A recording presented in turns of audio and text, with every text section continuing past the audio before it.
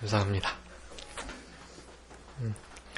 오늘 봉독한 요한복음 14장 1절부터 15절까지 말씀 중심에서 근심하지 말라라는 제목으로 하나님 말씀 증거하겠습니다. 근심하지 말라. 요한복음 14장 1절에서 우리 예수님께서 명령하고 계신데요. 근심하지 말라. 이 예수님께서 말씀하셨던 이 말씀을 우리는 늘 심령 속에 또 우리의 영혼에게 그렇게 명령하셔야만 하겠습니다. 왜냐하면 지금은 너무나 근심이 많은 세대이기 때문에 그렇습니다. 그렇지만 우리 하나님께서는 우리 예수님을 이 땅에 보내셔서 근심하지 말고 두려워하지 말고 하나님과 예수님을 믿음으로 그 모든 두려움과 근심, 걱정, 염려들을 이겨내고 승리하는 생활을 하라라고 말씀하고 계시는 것입니다. 그렇게 잠깐 근심하게 되지 않을 수는 없지만 그 근심이 우리의 심령 속에 우리의 머리에 이렇게 둥지가 틀리지 않도록 그것을 믿음으로 잘 이겨내는 우리들이 되었으면 좋겠고, 그 근심과 두려움, 염려, 걱정들 때문에 이 세대 사람들은 점점 정신이 이렇게 쇠약해지고 그러다가 정신 분열이 되고 그러다가 결국 흔히 말하는 그 정신병에 걸리게 되는 것이, 그러니까 우리는 근심하지 않는 일, 그것이 믿음이다. 우리 예수님께서 제자들이 근심할 만한 상황이기 때문에 지금 근심하지 말아라 명령하셨는데, 이 명령을 따라서 근심하지 않는 이들은 힘있게 신앙생활을 해나갔고, 그렇지 않은 이들은 다 쓰러지고 넘어지는 것, 그것을 우리가 결국을 보아 아니까 우리의 심령 가운데 늘 근심하지 말라라는 명령을 하시면서 살아가셔야 되겠습니다. 1절부터 3절까지는 우리 예수님께서 거처를 예비하러 가시겠다 그렇게 말씀하셨고, 4절부터 11절까지는 우리 예수님께서 길이요 진리요 생명이 되신다라는 것을 강하게 말씀해 주셨고, 12절부터 15절까지는 예수님의 이름으로 구해라. 그런데 그 구하는 바 기도의 목적은 하나님의 영광이다 라는 것을 우리들에게 교훈해 주고 계십니다. 1절에 보면 너희는 마음에 근심하지 말라. 하나님을 믿으니 또 나를 믿으라 라고 명령하셨습니다. 그 13장에서 이제 본격적으로 우리 예수님께서 십자가의 구속을 이루실 때가 가까워진 줄 아시고, 즉 십자가에서 죽으실 것, 그리고 제자들이 떠날 것과 가룟 유다가 배반할 것, 그리고 예수님도 40일간 부활하신 이후에 이 땅에 부활을 증가하고 계시다가 승천하여 올라가실 것, 그런 것들을 이제 말씀해 주시고 비로소 말씀해 주시기 시작하니까 제자들의 심령 가운데 이 근심이 쏙 들어온 것입니다. 그렇게 정말 행복했던 그 6월절 그 만찬 시간에 가룟 유다를 가리켜서 내가 발꿈치를 나에게 들겠다라는 말을 하시고, 자기를 배반할 자가 있다고 말씀하시고, 그래서 그가 내니까 막 물으면서 결국 가룟 유다에 가서 내가 말하였다 이런 식으로 말씀하시면서 그것을 이렇게 눈짓하여 베드로가 요한에게 물어보라고 할 때 요한이 그 말을 사실은 들었던 것입니다. 그러니까 충분히 이렇게 이네들 마음 가운데 근심할 만한 상황이다. 우리 예수님은 그것을 아셨어요. 그래서 이렇게 명령을 하시는 것입니다. 마음에 근심하지 말아라. 그 근심을 이길 수 있는, 해결할 수 있는 유일한 해결책은 무엇이다고요? 믿음이다. 그렇게 말씀하는 것입니다. 세상을 이기는데요. 세상을 이기는 이김은 무엇이라고요? 믿음이에요. 네. 세상을 이기는 믿음, 걱정, 근심, 두려움, 염려로부터 해방시키는 것도 믿음.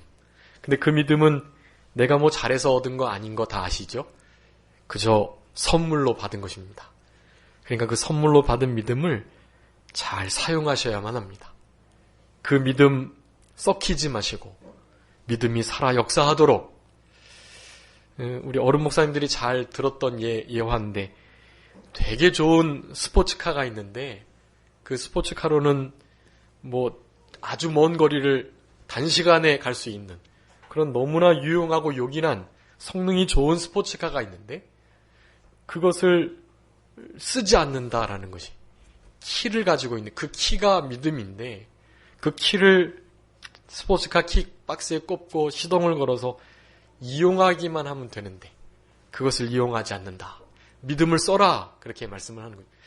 이 믿음을 쓴다, 믿음을 삼가 조심해서 쓰라라는 말은 사실은 우리 교단에서밖에 하는 것을 못 들었어요. 다른 데서는 믿음을 쓴다, 그런 말을 잘 못 들었던 것 같아요. 근데 디모데서에 있는 것처럼 그 믿음을 쓴다라는 것은 다른 것이 아니고 양심을 쓰는 것을 가리킵니다. 양심을 사용하지 않을 때 믿음에 관하여 파선했다, 그렇게 말씀했기 때문에 양심을 바로 쓰는 일, 그게 믿음을 쓰는 일이고, 양심을 통해서 말씀하시는 성령님의 감동을 따라 생활하는 것, 그것이 믿음을 쓰는 것입니다. 그 믿음이 온전하지 못하고 잘못됐다면 결코 성령님의 음성을 듣거나 양심을 쓰고 살아갈 수가 없는 거죠. 내가 양심 쓰지 않고 하나님 말씀 순종하면서 그렇게 성령의 감동과 음성을 따라서 순간순간 내 뜻이 아닌 그분의 뜻을 따라서 살아가려고 하는 거 만약에 없다면 그 믿음이 잘못된 것이라고 할 수 있어요. 그러니까 그 믿음을 바로 잡으셔야만 합니다. 하나님의 말씀을 기준 삼고 내가 이 믿음의 분명한 척도와 기준을 세워야 되겠다, 그런 마음을 가지시고 믿음을 모든 인생의 문제 해결책으로 삼는 우리들이 되었으면 좋겠습니다. 문제가 있고 어려움이 있고 그것은 다 뭐 때문이라고요? 그러니까 믿음이 없기 때문이에요. 믿음을 쓰셔야만 하는 것입니다. 어려울 때, 근심한만 할 때 믿음을 사용하셔야만 합니다. 그래서 성경 여러 곳에는 이 근심뿐만 아니라 모든 것을 다 주님을 의뢰하고 믿고 맡기는 것으로 그렇게 해결함을 받을 수 있다고 말씀하고 계세요. 그래서 오늘 본문에는 근심이 들어올 때 하나님, 예수님을 믿으면 그 근심을 해결할 수 있다라고 말씀하는 것이고, 잠언 16장의 3절에 보면 또 행사를 주님께 맡겨야 합니다. 우리의 앞길, 가야 할 길과 걸음과 일들, 그 모든 것들을 다 주님께 맡길 때 하나님께서 그 행사를 친히 경영해 주시겠다고 약속하셨습니다. 자기의 가지고 있는 계획과 청사진, 모든 행사를 우리 하나님께 맡기셔야만 합니다. 믿고 맡기시는 거예요. 그럼 하나님께서 책임져 주십니다. 또 시편 37편에는 우리의 길을 맡기라 라고 말씀합니다. 우리의 행사와 우리의 걸음, 그것을 주님께 맡겨라. 그럴 때 하나님을 의지하게 되면 우리 하나님께서 또한 가장 좋은 길로, 바른 길로 이루어 주시겠다, 인도해 주시겠다라고 약속하셨습니다. 그리고 시편 55편 22절에는 우리의 짐을 하나님께 맡기라고 하셨어요. 우리의 행사, 또 우리의 길, 그리고 우리의 짐도 주님께 맡기셔야만 합니다. 수고하고 무거운 짐진 자들아 다 내게로 오라, 우리 예수님께서 그러셨어요. 그렇기 때문에 우리의 모든 무거운 짐들, 날마다 우리의 짐을 져주시는 시편 68편 19절에 있는데, 우리의 짐을 날마다 져주시는 그분께 우리의 짐을 맡기는 것, 그것이 참된 믿음이고 모든 짐과 행사와 길을 하나님의 뜻대로 잘 나아가는 그러한 참 지혜로운 방법이다라고 할 수가 있겠습니다. 그리고 또 우리가 하나님께 맡겨야 할 것이 바로 근심과 같은 염려인데, 베드로전서 5장 17절 말씀 한번 찾아주세요. 베드로전서 5장 4장 17절? 5장 7절. 너희 염려를 다 주께 맡겨버리라. 이는 저가 너희를 권고하시니라. 아멘. 염려를 어떻게 하라고요? 주님께 맡겨버리라 라고 말씀합니다. 그렇게 염려를 믿고 맡겨버릴 때 우리 하나님께서 우리를 권고하셔서 평강에 평강으로 지키시고 우리의 모든 염려, 근심, 걱정들을 면케해 주실 것이다 라고 분명히 약속하셨습니다. 그리고 우리가 또 하나 더 맡겨야 할 것이 있는데 그래서 로마서 12장 19절에 원수 갚는 것, 그것도 우리 주님께 맡겨야 합니다. 원수 내 뜻대로 내가 계획해서 10년 동안 칼을 갈았어 하면서 원수를 갚으시면 안 돼요. 그 칼 가르셔서 다른 데 요긴한 데 잘 쓰시고 원수 갚는 일에 쓰시면 안 돼요. 원수 갚는 건 누구에게 맡기시라고요? 하나님께 맡기시는 겁니다. 우리 하나님은 복수하시는 하나님이시다. 신명기에 말씀한 복수, 보수하는 것은 내 것이다. 너희들은 복수할 것이 아니고 무엇하라고요? 사랑하라는 거예요. 원수 정말로 갚는 일이 그를 사랑하는 것입니다. 그리고 그 원수 갚는 일을 주께 맡기는 일이 그게 최고로 원수를 갚는 일이에요. 마음을 그렇게 잡수시고라도 사랑을 하셨으면 좋겠어요. 실제로 그래 내가 진짜 원수 갚는 것이 하나님께 맡기는 거지 하면서 그렇게 맡기면 그것은 100점이 못 되고요. 실제로 하나님께 맡기되 그를 진짜 사랑하는 마음으로 하나님 앞에 그냥 흔히 다 내려놓는 거예요. 내려놓는 거. 이 내려놓는다는 말이 좀 어폐가 있는데 사실은 우리가 뭐 내려놓고 용서하고 그럴 수 있는 위인들이 못 돼요. 우리가 우리의 마음에 있는 원수 갚는 일이나 원망 불평할 만한 근심 걱정할 만한 일들이 흔히 말하는 내려놓아지려고 한다면 다른 것이 없어요. 이 내 속에 있는 것이 다른 무엇으로 인하여 밀려나가야 되는 것입니다. 주님의 사랑이, 주님을 향한 믿음이, 그분이 원수 갚는다는 확신이 우리 가운데 가득 자리 잡을 때 우리 속에 있는 게 그냥 나가는 거예요. 원수 갚으려고 했던 마음. 그런 것을 사람의 입장에서 볼 때는 뭐 내려놓았다 그렇게 말할 수 있겠어요. 근데 그건 우리가 한 것이 아닙니다. 그런 것도 다 주님께서 해주셔야만 돼. 우리는 간구할 수밖에 없어요. 원수 절대로 사랑할 수 없어요. 그러니까 주님께 불쌍히 여김을 구하면서 성령님으로 하여금 하나님의 사랑이 우리의 마음에 부음받도록 그렇게 기도하시는 일뿐인 것입니다. 그렇게 기도하시고 하나님께 간구하시면 하나님께서 불쌍히 여겨주셔서 원수까지도 사랑할 수 있는 그들을 향하여 복수의 칼을 들지 않고 사랑하며 모든 것을 하나님께 맡길 수 있는 그런 상태가 주님의 은혜로 될 수 있다라는 것입니다. 오늘 마음에 근심하지 말아라. 하나님을 또 예수님을 믿는 것으로 그 근심, 염려, 걱정들을 다 떨쳐버리라 라고 말씀합니다.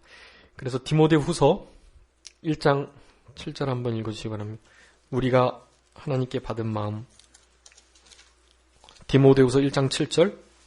하나님이 우리에게 주신 것은 두려워하는 마음이 아니요 오직 능력과 사랑과 근신하는 마음이니. 아멘. 능력, 사랑, 근신하는 마음을 우리에게 주신 것이지 두려워하는 마음 결코 우리에게 주신 것이 아니다라는 것을 아셔야 합니다. 그럼 두려운 마음은 누구에게로부터 오는 거예요? 그건 마귀로부터 오는 거예요. 두려워하는 마음, 근심, 염려, 걱정하는 마음, 원망, 불평, 낙심하는 마음, 이거 다 마귀로부터 오는 거예요.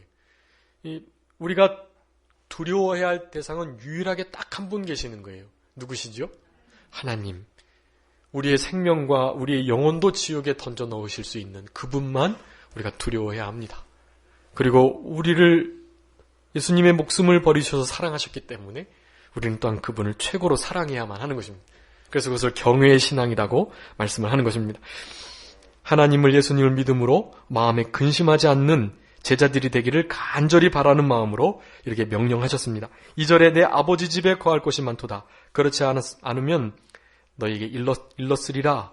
내가 너희들에게 만약에 거할 곳이 없다고 한다면 거할 곳이 없으니까 이렇게 하자라고 그렇게 분명히 말했을 것이라는 거예요. 근데 거할 곳이 많다. 이 거할 곳, 이 집은 원래 그 마태복음 25장에 보면은 우리 천국은 창세 전으로부터 이미 준비되어 있어요. 그러니까 여기서 굳이 예수님께서 구속 사역을 이루시고 뭐 하늘에 올라가셔가지고 우리가 올 거처를 따로 이렇게 마련하시고 그러는 게 아니에요. 이미 창세 전부터 영원 전부터 계획되었고 이미 잘 조직되어 우리의 거할 시 공간의 처소가 다 준비되어 있습니다. 그런 의미에서 처소가 있다라는 거예요. 그런데 또 이제 여기 보면 처소를 예비하러 가신다고 말씀하시는데 그렇지 않았다면 내가 너에게 일렀을 것인데 내가 너를 위하여 처소를 예비하러 가겠다라고 말씀합니다. 영원 전부터 작정되었던 처소가 분명히 있는데 예수님께서 다시 처소를 예비하러 가시겠다고 하셨던 것은 그러니까 그 천국이 아닐 것이고요. 바로 구속의 세계를 의미합니다. 구속의 영적 세계. 우리 예수님께서 십자가 지시는 과정, 그 십자가를 통해서 구원을 완성하시고 완성된 그 진리를 통하여 오순절 보혜사 성령님이 제자들에게 역사할 그 모든 과정들, 그런 것들을 우리 예수님께서 완성하시러 가신다라는 의미인 것입니다. 이 십자가에서 돌아가시는 것, 그리고 돌아가시고 난 이후에 3일 만에 부활하셨다가 승천하셔서 하나님 보좌 우편에 앉으시는 것, 이런 모든 천국과는 좀 다른 그 구속의 세계, 그 영적인 세계를, 즉 구원을 완성하러 예비하러 가신다라는 것을 말씀하는 것입니다. 창세기에 보면은 예비하시는 하나님, 그래서 그 산을 무슨 산이라고 불렀는데 혹시 기억나세요?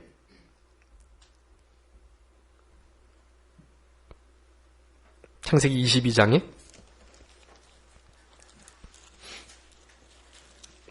아브라함과 이삭이 함께 올라갔던 22장 14절 한번 읽어주세요.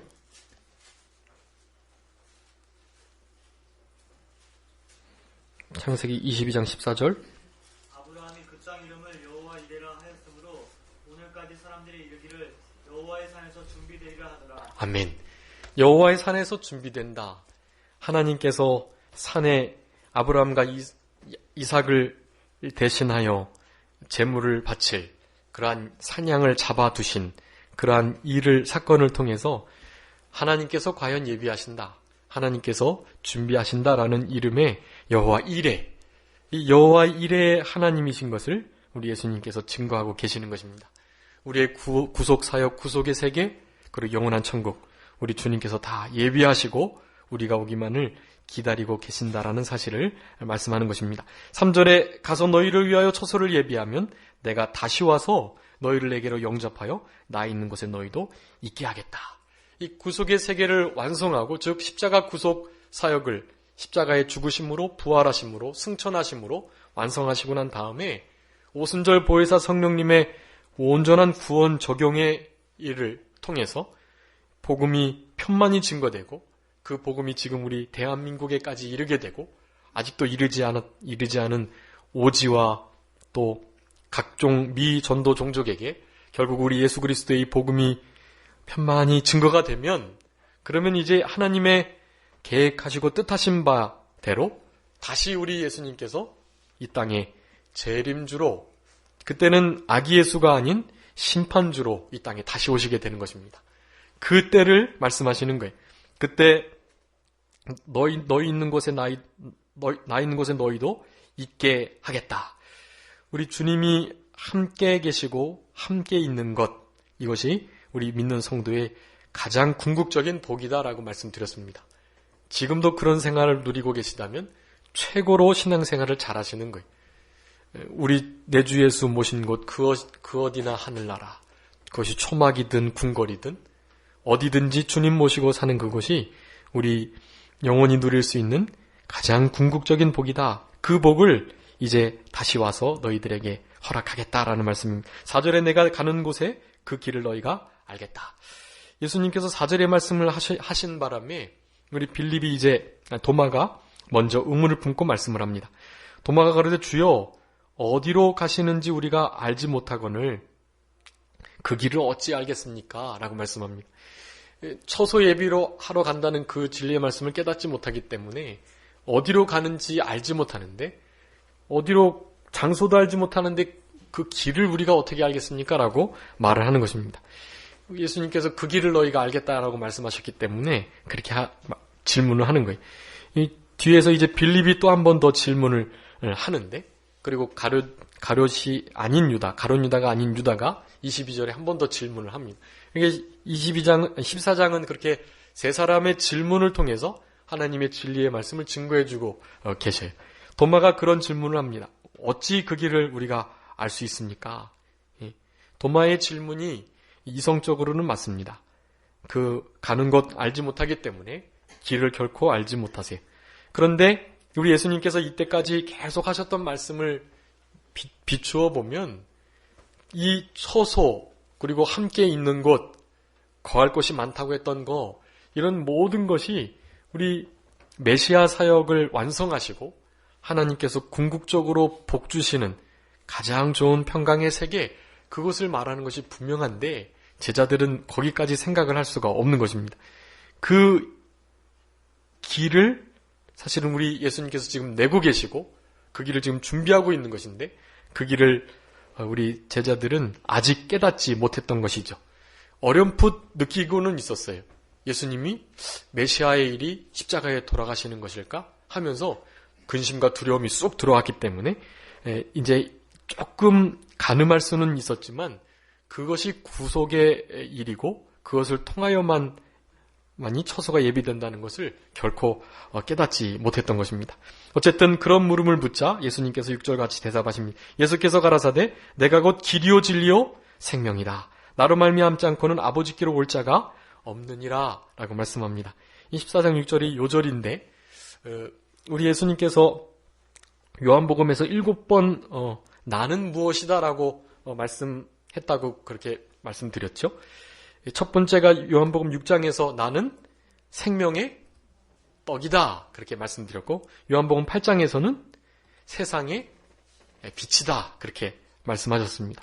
또 10장에서는 두 가지가 있는데 양의 문이고 선한 목자다, 두 가지 그렇게 말씀하셨습니다. 그리고 다섯 번째로 요한복음 11장에서 내가 부활이요 내 생명이다 그렇게 말씀하셨고, 오늘 본문에서 여섯 번째로 말씀하신 것입니다. 내가 누구라고요? 길이요 진리요 생명이다. 사실은 이 길을 뒤에 진리와 생명이 꾸며지고 있어요. 즉 길은 길인데 참된, 이 진리가 참되다는 뜻이니까 참된 생명의 길, 그런 의미예요. 우리 예수님께서 참된 생명의 길인 것을 분명하게 선포하셨습니다. 이제 15장에서 한 번 마지막 더 나오는데 내가 포도나무다. 그렇게 7번 나는 누구이다 라는 말씀을 하시고, 그 이외에 내가 그다 라는 말씀 하신다 그랬죠. 처음부터 말하여 온 자 내가 그가 내다 라는 말씀 하셨는데, 다 처음부터 말하여 온 자 내가 그다 그는 내다 했던 것은 다 메시아인 것을 드러내고 있다고 말씀드렸습니다. 그렇게 7번 예수님께서 나는 누구이다 라고 말씀하시면서 예수님이 어떤 분인지 그분의 성품과 속성을 그렇게 분명히 알게 해 주셨던 것입니다. 6절에서는 길이요 진리요 생명이 되신다. 참 생명의 길이 되신다라는 것을 말씀하고, 그 예수님으로 아니하고는 결코 그 누구도 아버지께로 올 자가 없다라고 말씀합니다. 길은 첫 번째로는 죄사함의 길을 의미합니다. 죄사함의 길. 사도행전 13장 38절에 우리 예수님이 예수로 말미암아 죄사함을 얻는 것, 그것을 지금 전파하고 있다. 제자들이 그렇게 복음을 전하고 다녔어요. 예수 그리스도를 믿음으로 죄사함을 얻는다라는 것이 복음의 핵심이었었습니다. 그렇게 길은 곧 죄사함을 얻는 길이고, 우리 인생 가운데 가장 큰 문제가 바로 이 죄 문제인데, 죄로 말미암아 우리가 지금 당하고 있는 모든 비참함과 고통이, 죽음이, 영벌이 왔던 것입니다. 근데 그 죄 문제만 해결하면 그 죄 문제로 말미암아 생겼던 결과들도 자연스럽게 해결을 받는 거예요. 그러니까 죄 문제 해결하는 것이 인생 중에 가장 큰 급선무입니다.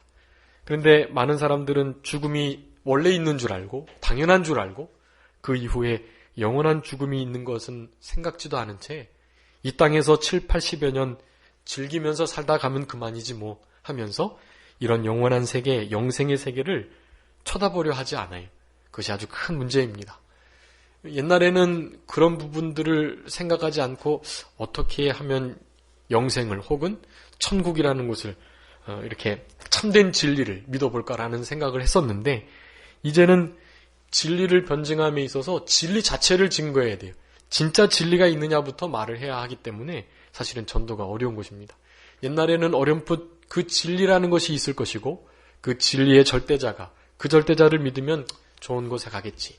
그런 내세를 향한 소망이 있었는데 이제는 그런 것을 다 사탄이 그 눈을 가리운 거예요. 그런 거 생각하지 못하도록 하고 오직 이 땅에만 소망 두도록 그렇게 작전을 바꿨습니다. 어쨌든 이 죄의 문제를 해결하는 것 오직 예수 그리스도께 가는 길뿐이 없다라는 것을 말씀해주고 계시고 그 죄사함을 받게 됨으로 말미암아 천국으로 가는 즉 아버지의 집으로 가는 유일한 길이 된다. 10장에서 양의 문을 말씀하시면서 그 말씀하신 거예요. 나로 말미암아 들어가고 나가는 것이 참된 양들이고 그것이 참된 목자이고 양의 문 그 역할을 하는 것이 바로 나다. 나 이외에 다른 길이 없다. 다른 데로 넘어가거나 오면 다 도적이고 강도다. 그렇게 우리 예수님께서 말씀을 하셨던 것입니다. 그렇게 길이 되신 우리 예수님 히브리서 10장에서는 예수님의 그 육체로 의롭고 사한 길을 휘장을 찢으시면서 지성소와 성소 사이에 내셨다 그렇게 말씀합니다.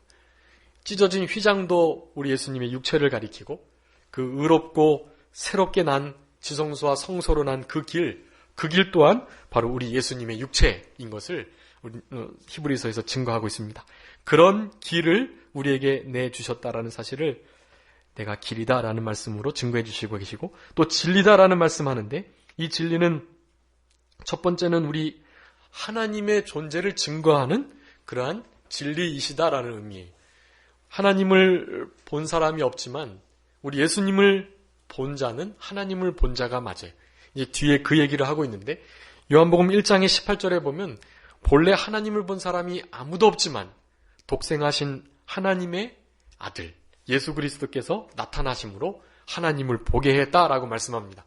그 예수님을 믿는 자들 그런 자들만이 참된 하나님을 발견할 수가 있게 되는 것이고 하나님의 형상과 속성 그것이 우리 예수님을 통해서 분명히 드러나게 되었다. 아무도 하나님 본 사람 없지만 예수님을 통해서 우리가 하나님을 어렴풋 알게 되었던 것입니다.